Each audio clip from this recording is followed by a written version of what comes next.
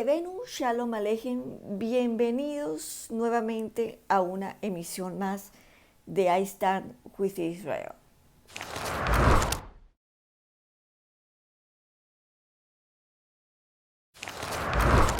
Que en esta oportunidad quiero tocar un programa súper especial, un programa que nos va a ayudar a entender o a conocer un poquito quiénes son los judíos y en qué grupos se dividen. Quiero hacerles entender antes de que comencemos que existen varios tipos de judíos de acuerdo a su origen o a la zona geográfica donde provienen, es decir, son divisiones étnicas. Que el judaísmo es tanto una cultura como una religión al mismo tiempo.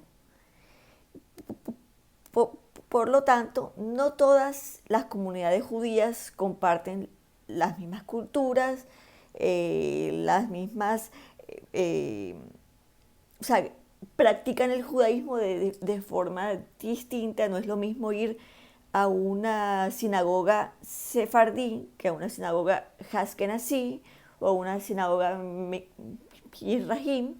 Son distintas y eso es lo que vamos a aprender en el transcurso de este programa. Dentro de estos grupos se pueden ver diferencias no solamente en los ritos religiosos y la forma como son practicados, sino también en su gastronomía, que suelen comer los sefardíes, que suelen comer los askenazíes, y en la parte lingüística. Unas y otras se distinguen por pequeñas diferencias locales e incluso algunos preceptos.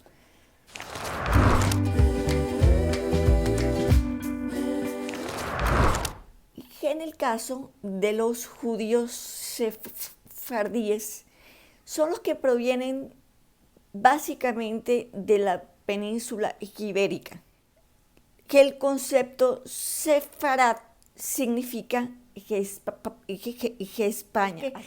Generalmente se les asocia con los judíos que vienen de España, pero también hay que mencionar que los judíos portugueses también son sefardíes.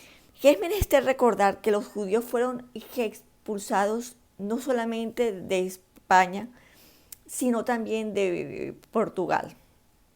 Quiero aclarar algo respecto a los idiomas. Ya habíamos hablado de que hay una diferencia entre el idioma que hablan o el lenguaje usado por los judíos sefardíes y el idioma usado por los askenazíes y por los mizrahim, que es de los que hablaremos mucho más adelante. Y es que quiero hacerles entender que por muchísimo tiempo que el idioma hebreo fue un idioma muerto. Era un idioma usado básicamente para cuestiones de rezos, para cuestiones litúrgicas, pero para el día a día eran usados otros idiomas, y los sefardíes usaban el idioma ladino,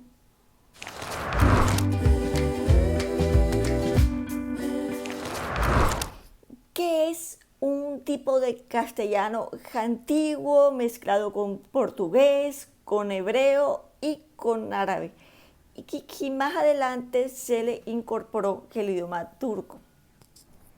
Hoy en día este idioma que es hablado por muy poca gente, porque gracias a que Eliezer Ben Yehuda fue que el idioma hebreo resucitó y tomó un tinte más cotidiano. O sea, ya no se usa solamente el hebreo como idioma de rezos, sino que ya se usa como un idioma cotidiano, que es el idioma oficial, fue el primer idioma oficial del Estado de Israel.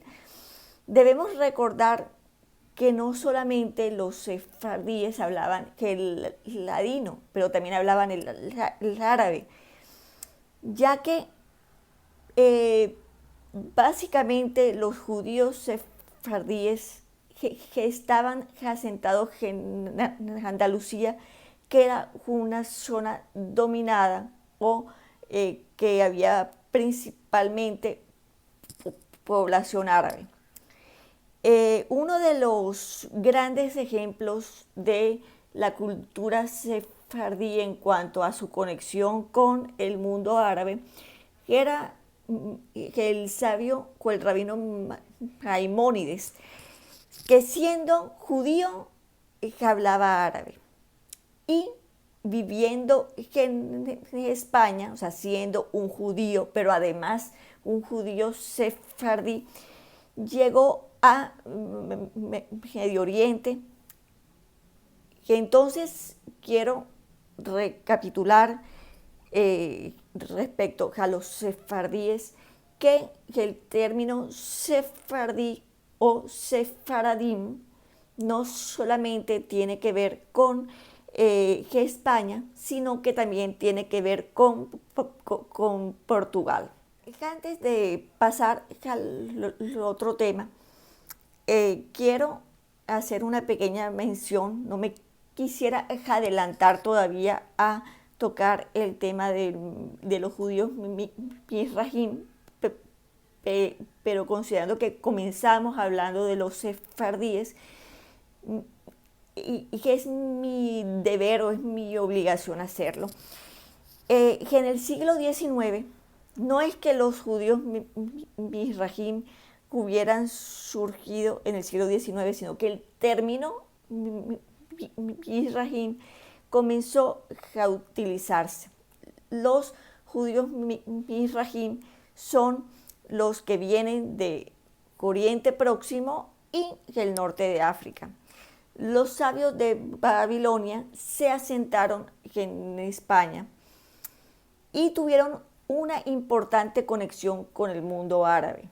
Es decir, los judíos de la Mesopotamia, probablemente los que quedaron de el exilio a Babilonia, si lo recuerdan de pronto con el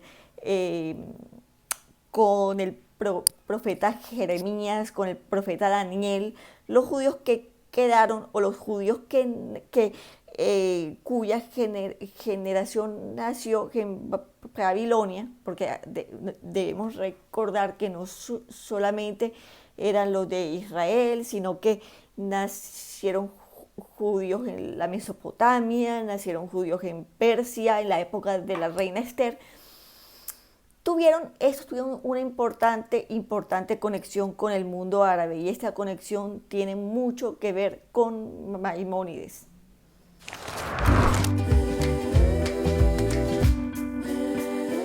Y en lo que se refiere a los judíos ashkenazíes o ashkenazim, son los que vienen del resto de Europa, es decir, de Alemania, Polonia, Hungría, Lituania, República Checa, Francia, Rusia, etcétera, etcétera, etcétera. Pero el término Askenaz significa propiamente Alemania. Con los Askenazim ocurre lo mismo que los Sefardim. Cada comunidad tiene sus propias particularidades. Y que ellos hablan del idioma Yiddish o Yiddish, que es una mezcla de alemán con hebreo y se ha mantenido más que el ladino. O sea, se habla más que el Yiddish que el ladino en el caso de los sefardíes. Es menester también hacer otro tipo de observaciones, y es que habían tensiones entre los Ashkenazim y los Sefardim, pero también han habido tensiones entre los Ashkenazim, que es decir, no, porque ya habíamos mencionado que hay, así como hay Ashkenazim en Alemania, también los hay en Holanda, también los hay en Francia, en República Checa, en Hungría.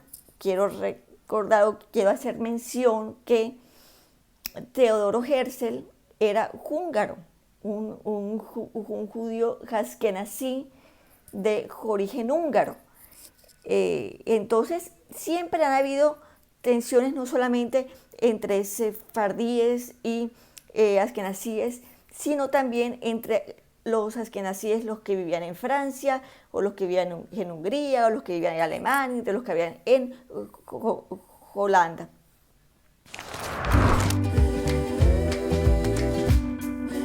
Bueno, que en el caso de los judíos mizrahi, que estos también, que en el caso de los judíos mizrahi, estos son propiamente los que migraron de Oriente Medio, notablemente de Yemen, de la Mesopotamia, Persia e Israel, así como hay muchos otros, hay afganos, hay egipcios, en fin. Erróneamente a estos se les considera sefardíes. Quiero recordar que así como habían muchos judíos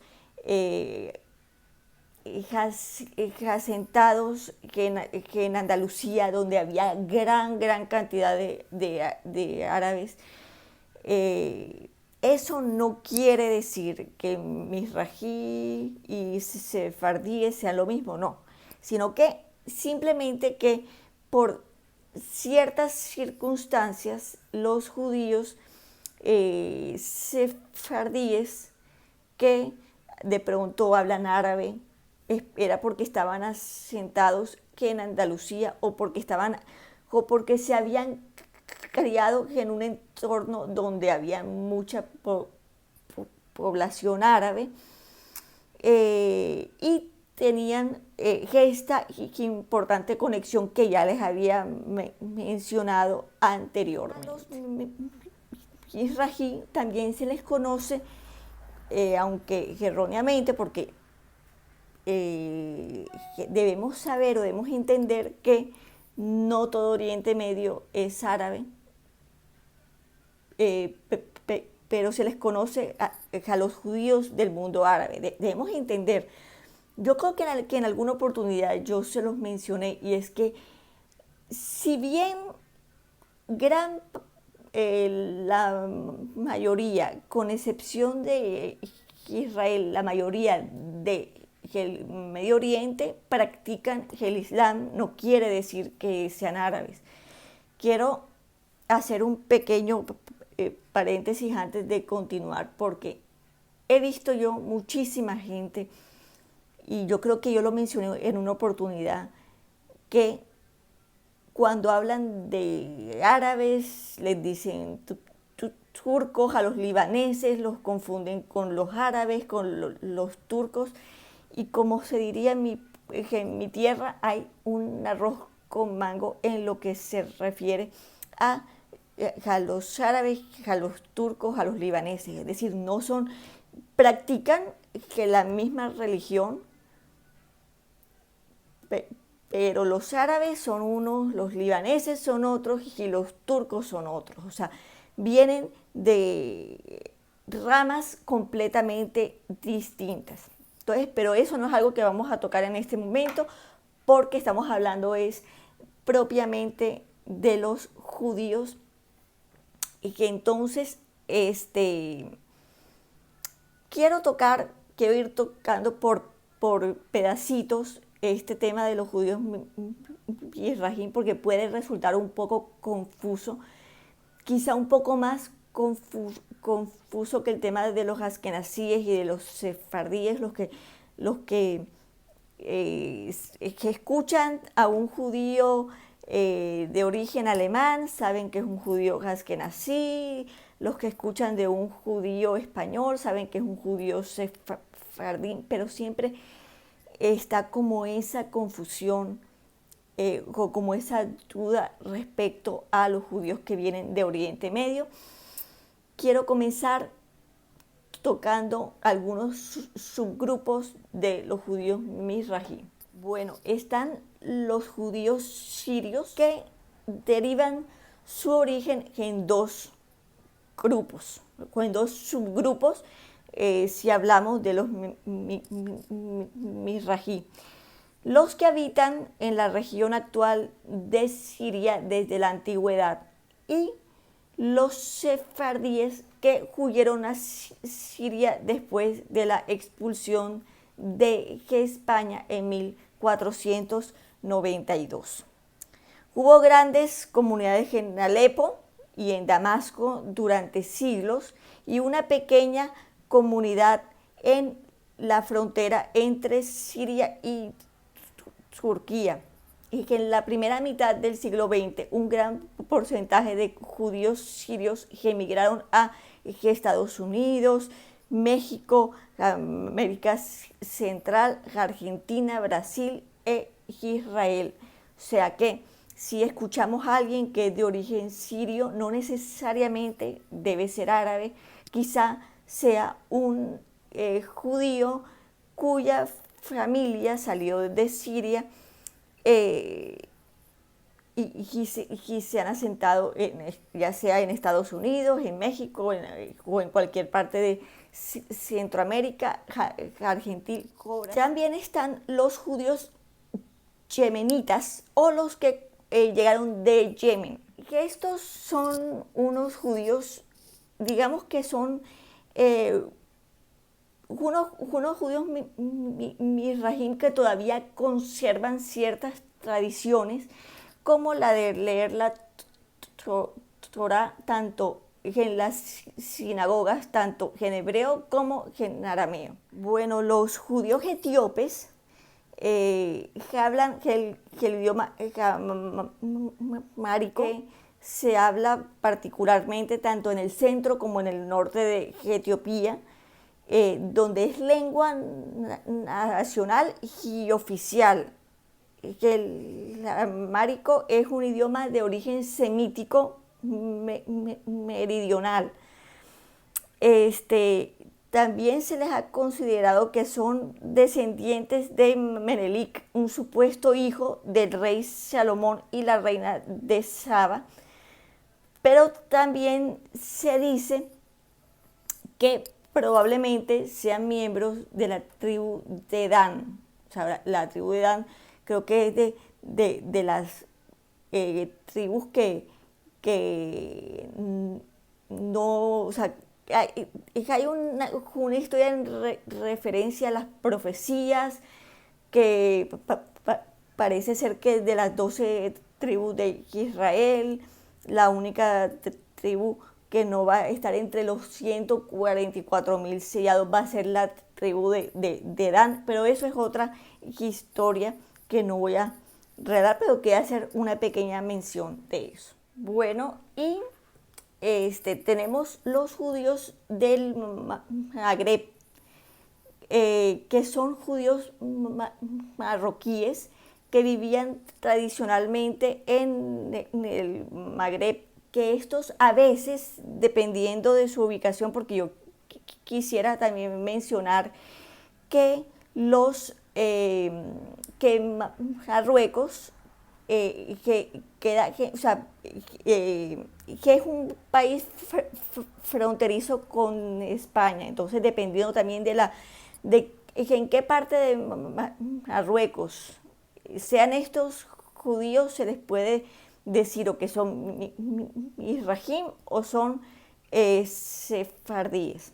Bueno, saliéndonos un poco de Oriente Medio y volviendo otra vez a Europa, quizá quiero hablar de los judíos romaniotes, que es una comunidad de judíos de Grecia, que a diferencia de los sefardíes, que están asentados o se asentaron en la península balcánica tras la expulsión de España en 1492 y lo hicieron justamente y se asentaron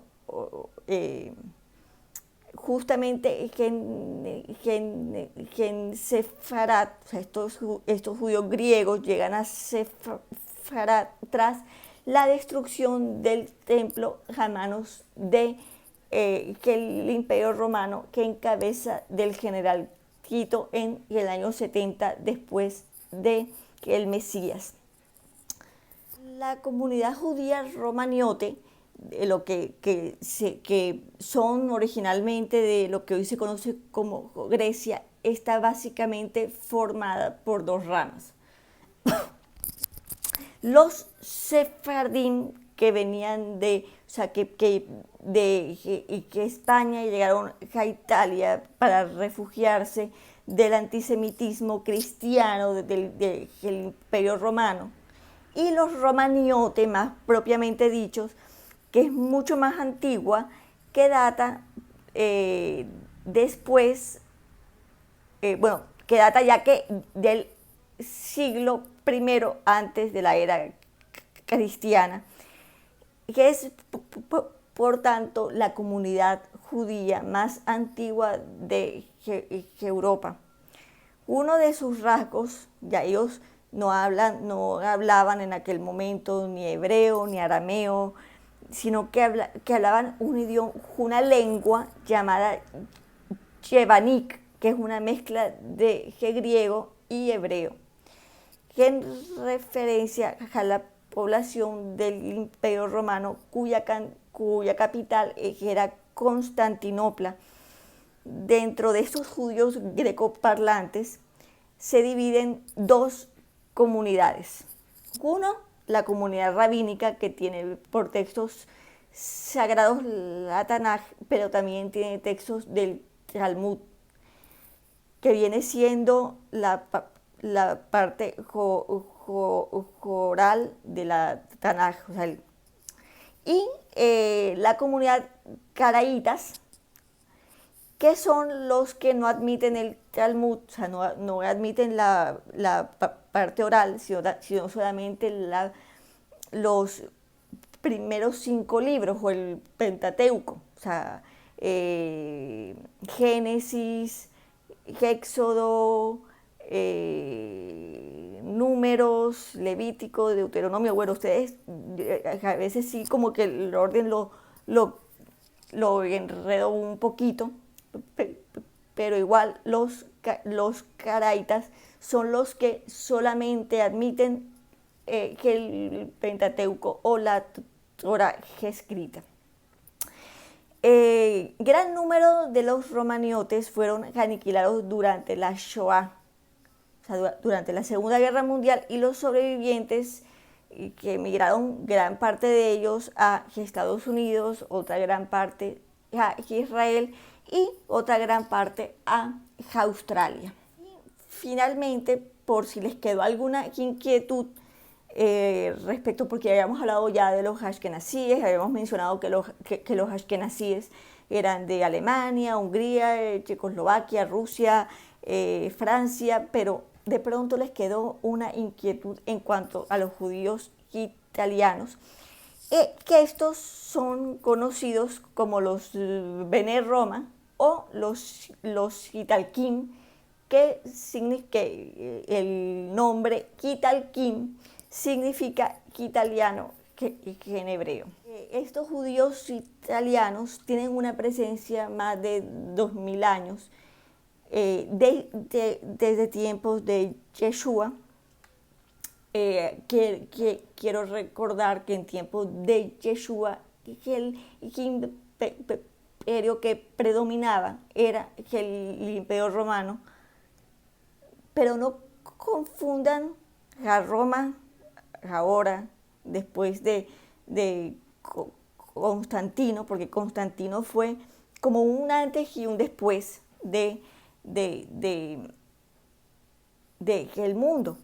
O sea, antes de Constantino era que el Imperio Romano como tal, y después de Constantino ya fue la Roma del catolicismo, en fin. No, entonces, esta es una comunidad de 50.000 judíos muy antiguo en el mundo, no tan antigua como los romaniotes, pero sí tiene alguna antigüedad. Se habla que los Gitalkim surgieron después de la época de los macabeos. Eso es necesario que lo investiguemos más a fondo, pero lo cierto es que los Italkim son como una mezcla entre sefardíes y askenazíes, o sea, tienen como una pequeña mezcla tanto en los ritos como en su gastronomía, en fin. Entonces, quisiera, sí, antes de despedirme, hacer un último llamado respecto a la situación que está viviendo el mundo actualmente. Quise tocar un tema porque ya he hablado mucho del tema del COVID-19, pero no he querido olvidarme del tema. Una última llamada un último llamado a ustedes que me siguen. He visto en las noticias que hay muchísima gente, no solamente en Colombia, sino en muchísimas partes del mundo, que no han dimensionado la gravedad de lo que está pasando en el mundo, que no han dimensionado que este es un tema de vida o muerte. En mi llamado que quiero hacer la tarde de hoy es, hombre, que tomemos conciencia un poquito de lo que está realmente pasando en el mundo.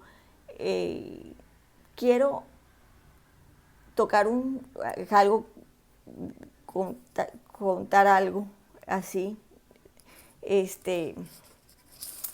es que a veces yo me pongo a pensar, hombre,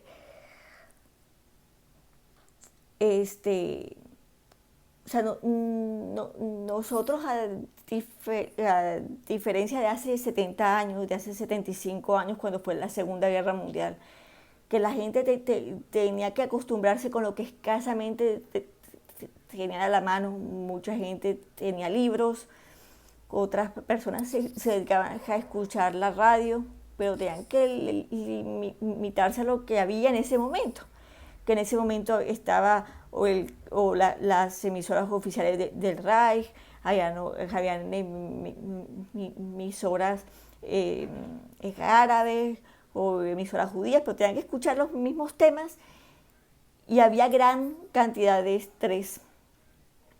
Hoy en día tenemos muchas más opciones que lo que tuvieron los judíos en su momento. Tenemos cosas tales como Netflix, como YouTube. Hay quienes tienen grandes colecciones de libros. Existen los videojuegos. Hombre, existen tantas cosas. Tutoriales en YouTube que son muy buenos para el que quiere aprender a cocinar o el que quiere tomar cursos de lo que sea. Hay muchos cursos gratuitos en internet. Hay gente que trabaja desde el hogar, como mi esposo, que es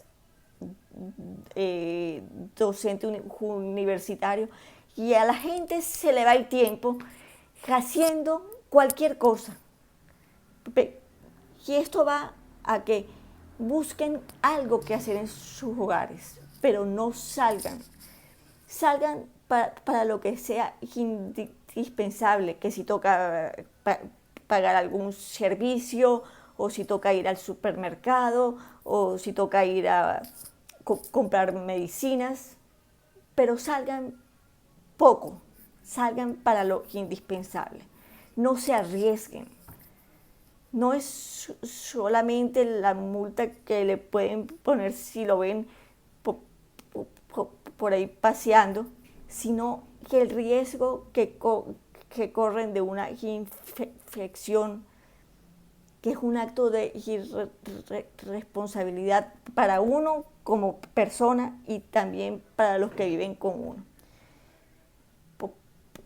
Por ejemplo, yo vivo aquí con mi esposo en un apartamento que no llega ni siquiera a los 90 metros cuadrados. Y mi papá y mi mamá viven a pocas cuadras, pero yo llevo días aquí metida y siempre busco qué hacer. No se estresen, no le echen cabeza, que esto con el favor de Dios va a pasar pronto, que esto más bien nos deje una enseñanza,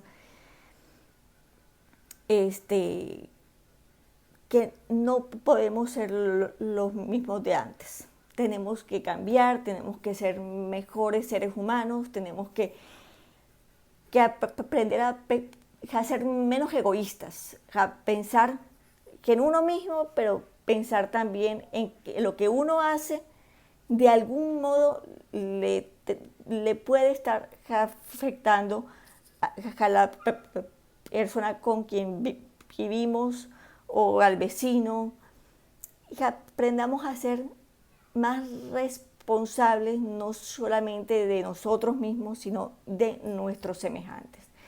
Bueno, no quiero caerles a lengua, no es mi intención, pero que hacerles un llamado en esta tarde, y para no extenderme más, que tengan una feliz tarde.